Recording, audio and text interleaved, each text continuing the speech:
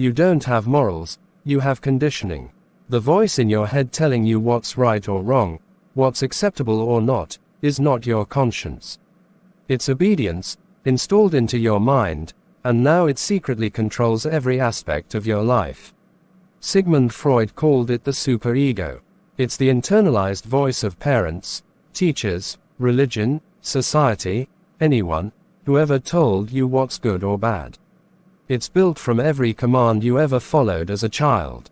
And now, even when no one's watching, you punish yourself for stepping out of line. The superego rewards you with pride when you conform and punishes you with guilt and shame when you don't. That's why you feel guilty for resting, or selfish for setting boundaries. Because the superego isn't interested in your well-being, it's a surveillance system implanted in your mind to keep you in line, and the more blindly you follow it, the further you drift from who you really are. Until you wake up one day and realize, you lived your whole life trying to impress a voice that was never yours to begin with. If you want real freedom, you have to kill that voice, replace blind guilt with real values, break rules that don't align with your truth, because as long as you mistake obedience for goodness, you'll never know who you really are. There is one secret thing you need to do to never regret a decision. It's called the 10th of October 10th method, and here is how it works. Every time you face a decision, pause and ask yourself, how will I feel about this in 10 minutes, in 10 months, and in 10 years? Only after that, you make the decision. It's a deceptively simple tool, but one that's almost perfectly tailored to the way our brain works. Nobel Prize winner Daniel Kahneman described the dual system model of thinking.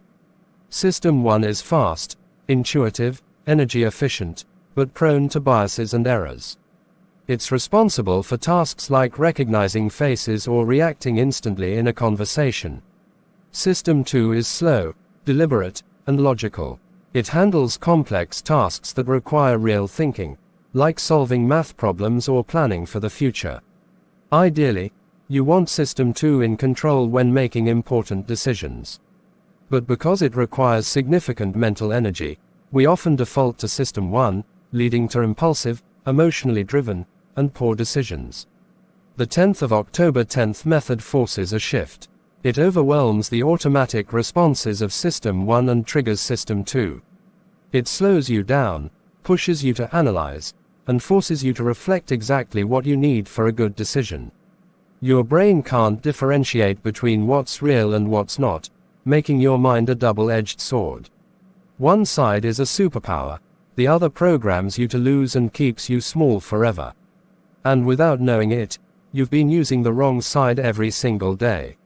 When you imagine a situation vividly, like failing or embarrassing yourself, your brain treats it as real. The same neural circuits activate, the same stress hormones are released, the amygdala fires, cortisol spikes. Repeat this often enough, and your brain starts wiring failure, fear and insecurity into your identity. And worse, the prefrontal cortex, responsible for decision-making and self-control, gets overridden by these loops. You train your brain to be anxious, and you rehearse weakness neurologically. So use the other side of the sword. It works the same way.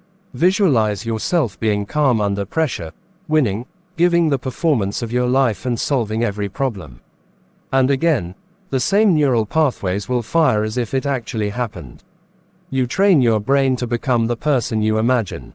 Over time, you strengthen the existing pathways that make you strong, and create even more, until you become unbeatable. So which side of the sword do you want to use?